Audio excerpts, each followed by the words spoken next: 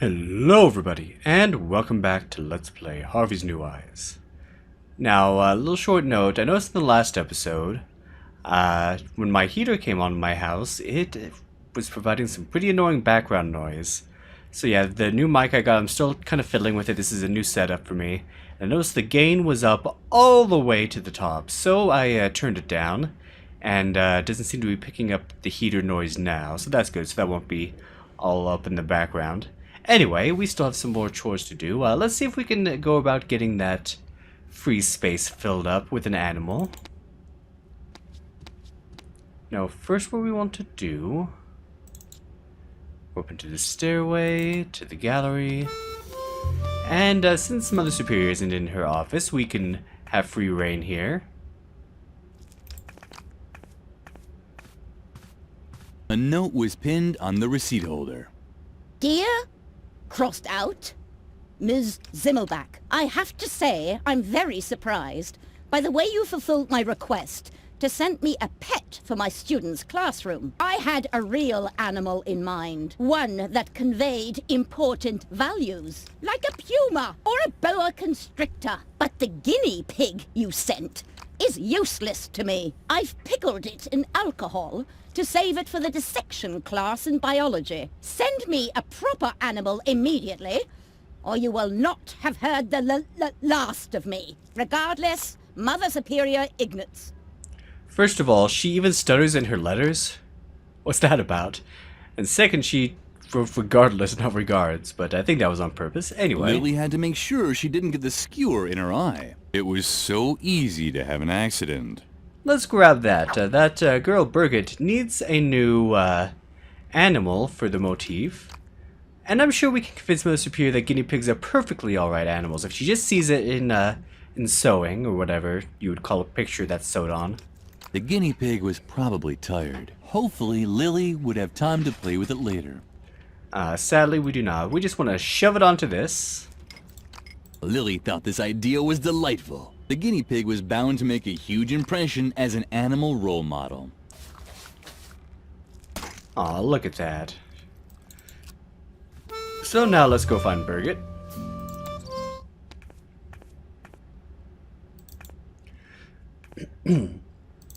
And give her the new motif. There you go, girl. Huh, at least this is a regular animal motif. But do you think it also conveys really important values? Of course it did. Guinea pigs were cute and small, but always cheerful. Lily always tried to follow their example. Uh-huh. Well, if you say so. Come back in a few minutes. If you don't bother me, I won't take long. Alright, so let's give her plenty of time to finish up. Okay, I think she's had enough time to finish up. And look at that.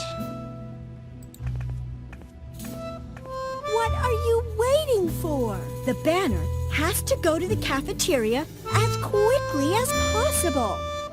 Oh. The banner was magnificent. Birgit had done an incredible job. I would hang that up in my house any day. Guinea pigs are awesome. Alright. So, I'm sure Mother Superior is going to be pleasantly surprised.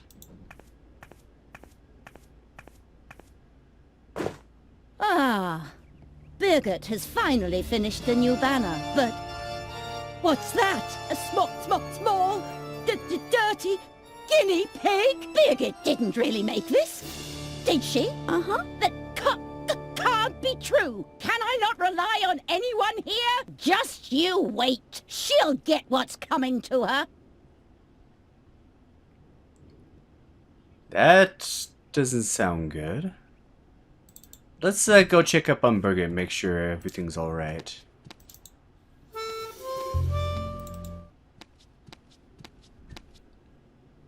I can't even tell you how disappointed I am in you, Birgit. This is the worst job I've seen in my entire career. But don't talk back. You are bad. I will probably have to strip you of all your awards, prizes, and Girl Scout badges. You no longer deserve any of them. But I only did what? Hogwash! Do you really wish to contradict me? I can't believe how low you've sunk, Birgit. A guinea pig?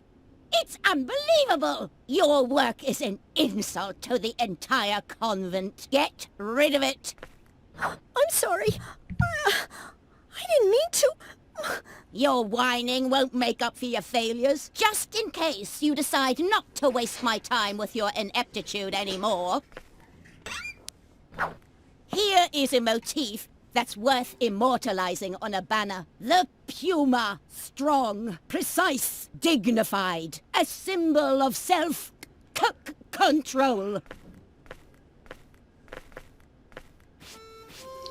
You alright, Birgit? Lily would have liked to comfort Birgit.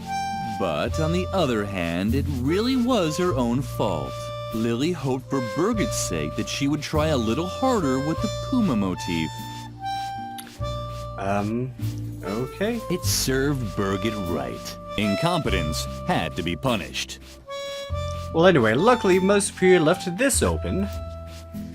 And what is The this? embroidery was of a unicorn with 8 legs. Lily loved the unusual embroidery more than anything. But she didn't know who had made it. When asked about it, Mother Superior was even more vexed than usual. Who did make that? Yeah, 6 legs I can understand, but 8 legs, that's just awkward. And we get the deer model and the porcupine model. We have everything for the memory game with the old man, which I just passed by. He's right here. So let's figure this out. Now, if you talk to him, he'll just give you the same clues. So, you go into the notepad, and let's figure this out. Yeah, you talk to him, these are the clues that he's going to give. So, what your goal is here is to find out which attribute matches which one. Like, the banana can only match one emotion, and also one attribute of valor. Like, each fruit can only do one. So, each row and each column is only going to have one check mark. So, let's check this out. As everyone knows, your kind of food generates exactly one emotion and helps to develop one characteristic trait. For example, with apples packed, I've never been sad because with them they provided me only with great strength. Okay, so with apples, we at least know that he hasn't been sad, but we don't know if they make him angry or happy. But we do know that they provide him with great strength, which is symbolized by the bear. Since we know that, we can X these out. Now, before I did have a lot of trouble trying to wrap my head around this, but I think I might kind of understand it now. I was only able to accomplish heroic deeds on days I wasn't sad. So sad and heroic, which is symbolized by this guy, just don't mix. When I see with anger, however, I was able to show great strength. So anger and strength, symbolized by the bear, is a no-no. Coconuts have always been reliable in keeping me from drowsiness. So coconuts and drowsiness, that's an X, and so we can go by process of elimination. That this is like that. And so they have that and that. And so another process of elimination there and there. So let's see. Now this is where I kind of start getting confused.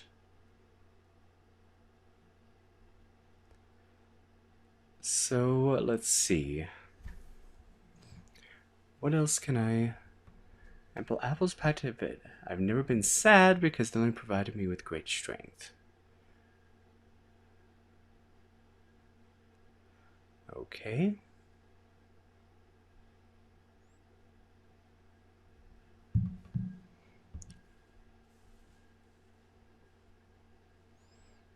And so, if sadness and strength don't mix, then we put that X here, meaning we put this here, and process of elimination, put that there, meaning we can X these out. We can X that out. No, wait, this there, and that there. Okay. And so, let's see. So, other foods. Let's look at coconuts. Cause bravery. Cause heroic.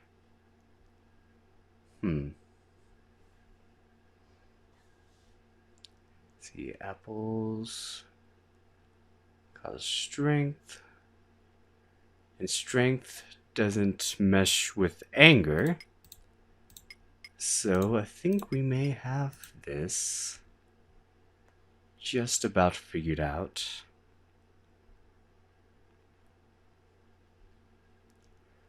Let's see. Coconuts go with bravery, and bravery goes with anger. So coconut, anger, so we do that. And so we now have that filled out. And so now we get the fourth and final clue, which helps us to figure out what's going on. The special day when I helped a nice Templar, I was neither happy about an apple nor furious about a banana.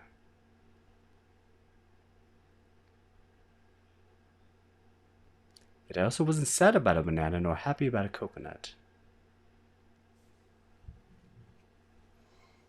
So this is kind of the hardest part because I'm not really sure. Okay, so wasn't happy. Furious about it.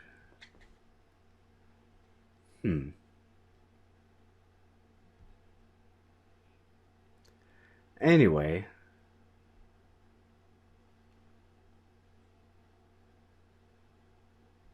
I'm not sure exactly how you're supposed to figure this last part out, but I had to look this up.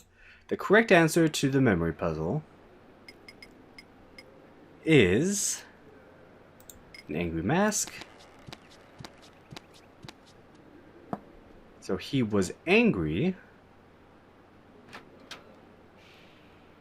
about the coconut. No, not there. Oh, for...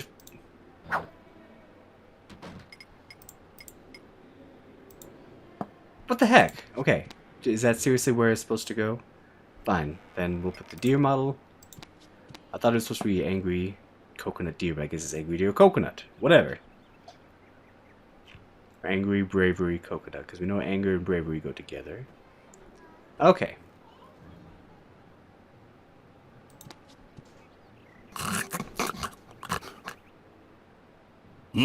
What? Do we know each other? Uh-huh. And when we ask him, he has his memory aid there. Oh, wait. Wasn't I just about to tell you something? Fortunately, I created a memory aid just for this anecdote. Ah, exactly. Now I remember. On that day, I was particularly angry. We had just laid the stone slabs in the chapel when the Templar Knights returned from a secret meeting. They examined my work and praised me for doing a heroic job. Then they gave me a coconut. It was one of the greatest days of my life. Here, I even still have the book in which I wrote everything down, including the meaning of the secret Templar symbols on the stone slabs. And now please leave me alone. All this reminds me too much of how I once helped a little girl uncover the mystery of the secret crypt below the chapel. One day I really have to tell you that story. And I think I'll pass on that. But we have the book that shows where the Templar Treasure is hidden. By the way, that gives you an achievement if you pass that. There's also an achievement for skipping every single puzzle. And I think I'm going to do that, but that means I'm going to have to reload and then skip past these and then continue on. Anyway. So, let's give him the book.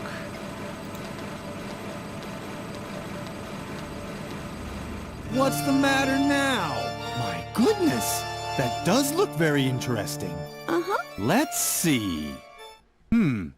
At least those are the same symbols as on the stone slabs, but the pattern is full of gaps. I'm a pro when it comes to riddles. That's why all I need is a single glance to be able to declare without a doubt that, yes, this is a riddle. But the solutions page seems to be missing. This book is useless to me like that. Unless, of course, you have the solution.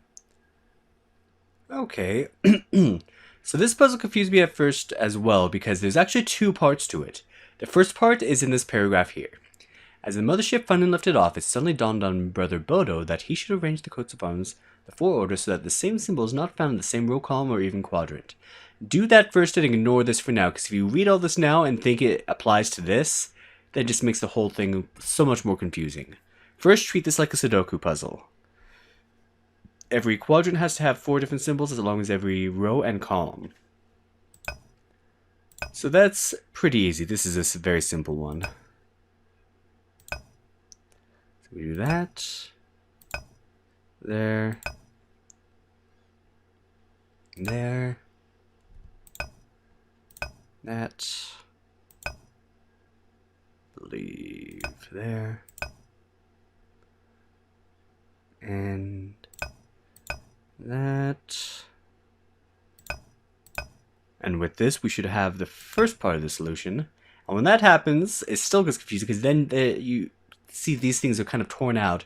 You're supposed to place these, so the arrows are going to point where the crypt is. Now, it says, hereafter, only the position of the secret crypt would still need to be determined. Due to a static anomaly in the convent's foundations, it was not possible to place the crypt to the left of the Rhynic Lion's coat of arms, which lay directly beneath the Clover Pig's coat of arms.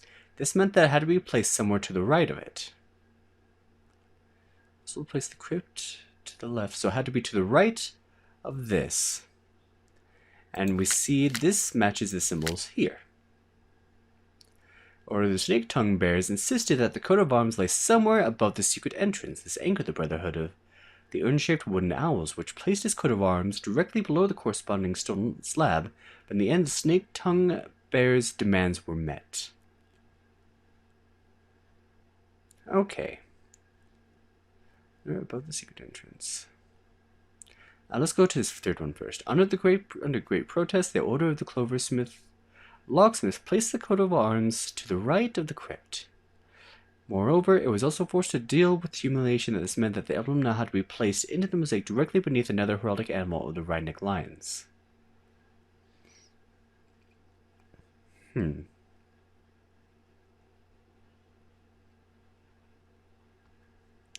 see. Order of the Snake. Secret entrance. Place this coat of arms directly below the corresponding stone slab.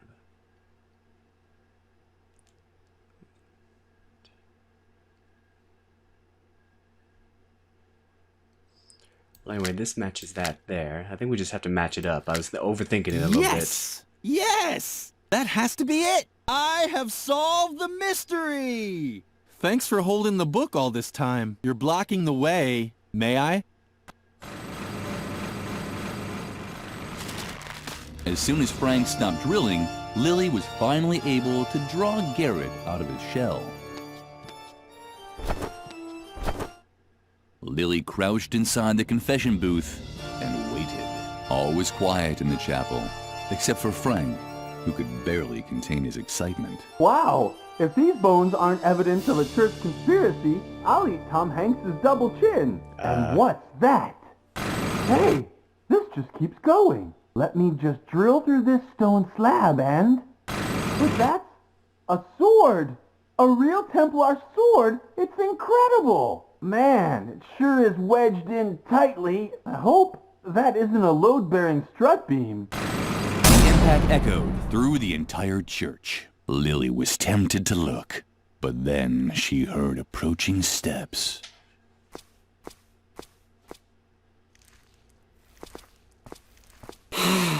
It's so blissfully quiet. I can finally take up my listening post again. That's a little big for you, dude. Anyway, I don't know where Templar guy went, but he left his sword. Lily was always happy when something was left over, but usually it was only breadcrumbs and bones and things like that. Well, maybe he's exploring the crypt that he found. Let's grab that. We'll just borrow it for a bit. I'd like to be able to say that Lily had a plan, that she was thinking about locking Garrett into the confession booth by welding a bar in front of the secret door. But Lily was just thinking about ponies. Voice actor said welding, but the subtitle said wedging. Come on, guys, you can do better than that. Anyway, we do have something we can wedge in there. Hey, what's going on? Is that you, Lily? Do you think that's funny? Let me out, now! Lily felt uncomfortable about it. Locking someone into a confession booth was probably not appropriate for a well-behaved girl. On the other hand, she was doing Edna a big favor. She could hardly wait to tell her best friend all about it. So, Garrett is out of the picture.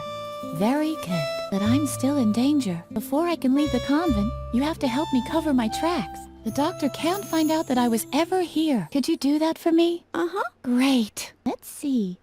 First, you have to get rid of the balloon that I left in the main hall. It even has my portrait on it. The doctor would recognize me immediately. I also played with firecrackers down by the school clock. Let's just say it was part of a weather experiment, and I would have succeeded if I'd had a real DeLorean. You can't imagine how hard it is to get a lawnmower up to 80 miles per hour. And of course, you have to remove the inscription on the swing tree. It hurts me just as much as you, but I could hardly leave the doctor better evidence that I was here than that. Do you think you can handle all that? Uh-huh. Thank you, Lily. You're the best. And we have more errands to run to hide her presence from Dr. Marcel, and we still need to get that cat food recipe back. But can we accomplish all these things? You're just gonna have to find out next time on Let's Play Harvey's New Eyes. Thank you for watching, and have a good day.